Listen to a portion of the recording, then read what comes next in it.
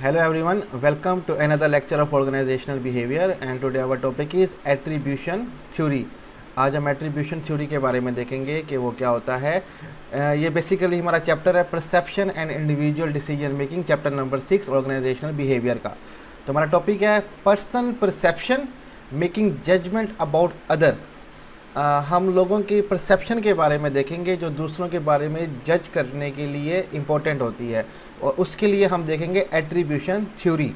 Attribution को उर्दू में आप कह सकते हैं निस्बत या किसी के साथ कोई ख़ासियत या खसूसियात को अटैच कर देना, ठीक है। और इसको हम उर्दू में एट्रीब्यूशन का मीनिंग ये बन जाता है। तो हम एट्रीब्यूशन थ्योरी देखते हैं कि ये होता क्या है। Attribution theory tries to explain the ways in which we जज people differently. Attribution theory basically कोशिश करती है कि हम एक्सप्लेन कर सकें तरीके का जिनसे हम लोग दूसरों को जज करते हैं।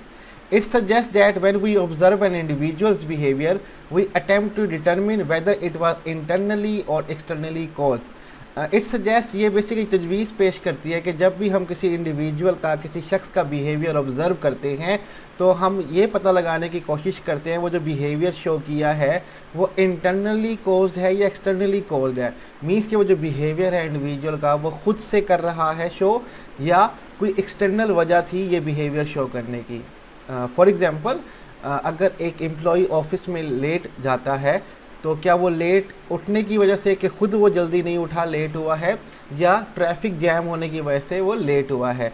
अगर वो ख़ुद अपना जल्दी नहीं उठ पाया सुबह तो इसकी वजह से वो हम कहेंगे ये इंटरनल कोज है, उसकी अपनी वजह। अगर ट्रैफिक जाम थी तो वो एक्सटर्नल कोज है, ये बैरूनी वजह, ठीक है। तो हम इस पर पता लगाएंगे क्या रीज़न जो है वो इंटरनली है या एक्सटर्नली है, फिर हम उसके बारे में राय कायम करेंगे दूसरे के बारे में। That determination however depend largely on 3 factor. ये जो बात डिपेंड करती है कि एक्सटर्नल कॉज है या इंटरनल कॉज है, ये डिपेंड करती है 3 फैक्टर्स पे, 3 अनासिर पे। Number 1 distinctiveness, number 2 consensus and number 3 consistency. हम इन तीनों को 1 बाय 1 आगे जाके देखेंगे। First let's clarify the difference between internal and external causation. लेकिन इन तीनों फैक्टर को डिस्कस करने से पहले हम ये देखेंगे कि फ़र्क क्या होता है इंटरनल और एक्सटर्नल कॉज के अंदर, ठीक है, जिसको कॉजेशन कहा जाता है। Difference between internal and external causation. Internal cause behaviour are those which are under the personal control of the individual. External cause behaviour is what the situation force the individual to do. अब internal cause behaviour जो है किसी भी शख्स का जो रवैया होगा, ये वो रवैया होगा जो उसके अंडर कंट्रोल होगा, उसके ज़ाती तौर पे कंट्रोल होगा और वो अपनी मर्ज़ी से ये बिहेवियर शो कर रहा होगा।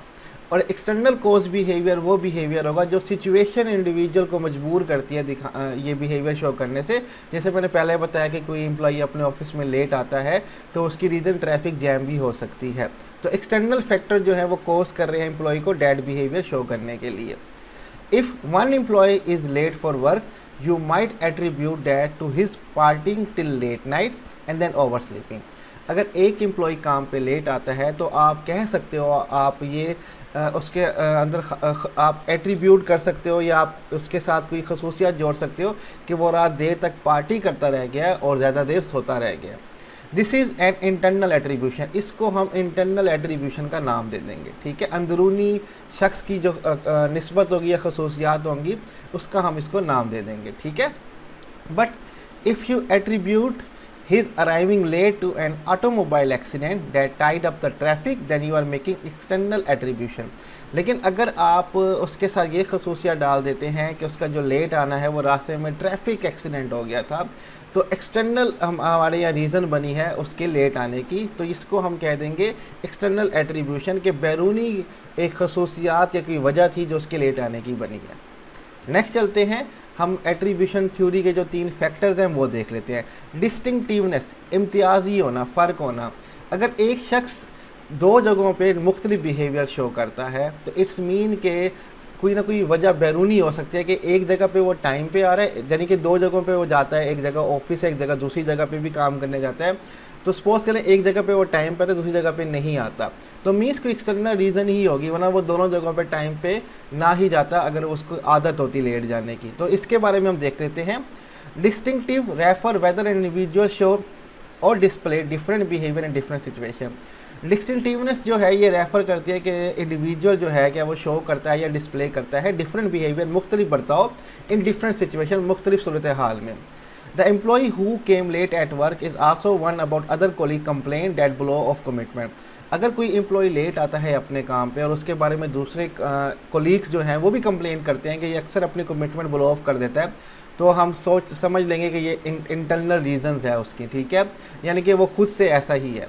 लेकिन हम आगे देखते हैं, we want to know is whether this behaviour is usual. हम ये देखना चाहते हैं कि यह बिहेवियर यूजुअल है, आम रूटीन में होता है या नहीं होता। If employee show different behaviour in different situation then his or her behaviour is external attribution. अगर एक एम्प्लॉई जो है वो डिफरेंट बिहेवियर शो करता है डिफरेंट सिचुएशन के अंदर, तब जो उसका बिहेवियर होगा वो एक्सटर्नल एट्रीब्यूशन की वजह से होगा। But if it is not we will probably जज the behaviour to be internal.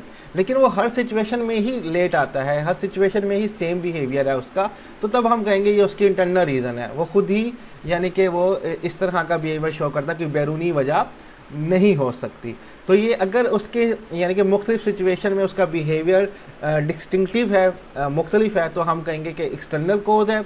अगर हर जगह वो सेम बिहेवियर शो करता है तो हम कहेंगे ये उसकी अपनी ही वजह है, अपनी ही खसूसियात है जिसकी वजह से वो लेट आता है। नेक्स्ट हम देखते हैं कोसेंसिस, हारमोनी, इत्तफाक हो जाना। If every one face similar situation respond in the same way we can say behaviour show consensus. अगर हर कोई सिमिलर सिचुएशन को फेस कर रहा है और रिस्पॉन्ड भी एक ही तरीके से करता है, तो हम इस बिहेवियर को कहते हैं कंसेंसिस, हारमोनी, एक जैसा इत्तफाक। The behaviour of our tardy late employee meets this criteria if all employees who took the same route to work were also late. अगर हमारा एक जो एम्प्लॉई है जो लेट आता है, अक्सर ये क्राइटेरिया उसके लिए फ़िट होता है अगर तमाम एम्प्लॉय उसी रूट से आते हैं जहाँ से वो आता है और वो भी लेट हो जाते हैं, तब हम कहेंगे कि ये जो है रीज़न एक्सटर्नल है। From an attribution perspective, if consensus is high, you would probably give an external attribution। अगर ये इत्तेफाक तमाम एम्प्लॉयज़ के साथ जो सेम ही रूट से आ रहे हैं, हर वक्त लेट आ रहे हैं, ये ज़्यादा है, तो हम कहेंगे ये जो रीज़न है ये एक्सटर्नल एट्रीब्यूशन है, बाहर की वजह से वो ये बिहेवियर शो कर रहा है। तो द एम्प्लॉय टार्डीनेस, उसके लेट आने की जो वजह है वो बाहर की है, उसकी इंटरनल ये खासियत नहीं है। ये हमारे पास कॉन्सेंसिस हो गया। नेक्स्ट हमारे पास है कंसिस्टेंसी, मुस्तकिल मिजाजी। अगर कोई डेली लेट आता है तो वो उसकी एक्सटर्नल रीज़न है। अगर वो कभी कभार लेट हो जाते हैं तो हम कहेंगे कि वो एक्सटर्नल है, कोई ट्रैफिक जाम हो सकता है, कुछ भी हो सकता है, या कोई अगर बिहेवियर शो करता है हर टाइम एक जैसा, तो हम कहेंगे ये ऐसा ही है। जैसे कि पेपर्स क्या कहते हैं, आप कह सकते हैं कि हर वक्त दूसरों का खाना खा जाना, कभी कभी खा जाए, एक्स्ट्रा भूख लगी तो हम कह सकते हैं कि यार वो एक दो दफ़ा खाया, हमेशा ऐसा नहीं करता, लेकिन वो हमेशा ऐसा ही करता है तो यानी कि वो है ही ऐसा, ठीक है। तो finally an observer look for consistency in the person action. आखिरकार जो ऑब्जर्वर है, मुशाहिदा करने वाला है, वो किसी भी शख्स के एक्शन के अंदर कंसिस्टेंसी देखता है कि मुस्तकिल मिजाजी है या नहीं। Does the person the same way over time, के शख्स हमेशा ही ऐसे रहता है। If person come 10 minute let's in 1 or 2 days in a month would be perceive consistency. अगर कोई शख्स अपने ऑफिस में 10 मिनट लेट आता है एक या दो दफ़ा एक महीने के अंदर, तो हम ये नहीं कहेंगे कि उसकी जो बिहेवियर है वो कंसिस्टेंसी है, उसके अंदर मुस्तकिल मिजाजी है। If employee is consistent in getting office late than it is mostly to be consider internal attribution. अगर एक एम्प्लॉय डेली ही लेट आता है ऑफिस के अंदर, तब हम कहेंगे ये जो रीज़न है वो इंटरनल एट्रीब्यूशन है, उसकी अपनी खास खसूसियात ही ऐसे कि हमेशा लेट आता है। मीन्स कि अगर एक शख्स हर वक्त एक ही बिहेवियर शो करता है तो फिर हम ये कहेंगे कि वो उसकी इंटरनल रीज़न है, कोई बैरूनी रीज़न नहीं है कि हर वक्त एक्सपोज एक स्टूडेंट हर वक्त फेल आता है तो ये यानी कि उसकी अपनी वजह है। अगर वो ज़िंदगी में कभी एक दफ़ा फेल हुआ है तो इसमें कोई बैरूनी वजह हो सकती है जिसकी वजह से वो एक दफ़ा स्टडी नहीं कर पाया। Figure in next slide summarise the whole concept. Next slide में हमारी फिगर है जो पूरे कॉन्सेप्ट को क्लियर कर देगी। जैसे कि आप देख सकते हैं कि ऑब्जर्वेशन है, इंटरप्रिटेशन है और एट्रीब्यूशन ऑफ कोर्स है। अगर डिस्टिंक्टनेस इंडिविजुअल के बिहेवियर में फ़र्क है, डिफरेंट सिचुएशन में डिफरेंट बिहेवियर शो करता है, अगर डिस्टिंक्टनेस हाई है तो वो जो बिहेवियर होगा वो एक्सटर्नल रीज़न की वजह से होगा।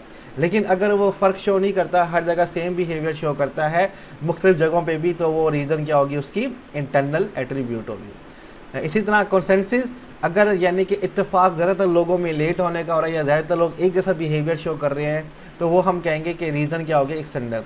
अगर बाकी लोग सेम बिहेवियर शो नहीं कर रहे, सिर्फ वो इंडिविजुअल सेम बिहेवियर शो कर रहा है, तो कंसेंसस इत्तेफाक कम होगा, तो हम कहेंगे वो रीज़न क्या होगी, उसकी अपनी इंटरनल होगी।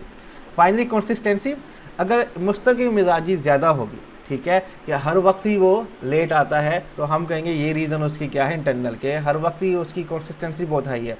अगर उसकी कंसिस्टेंसी लो होगी कि कभी कभार लेट आता है, तो फिर हम कहेंगे जो वो रीज़न है वो एक्सटर्नल हो सकती है, वो इंटरनल नहीं है।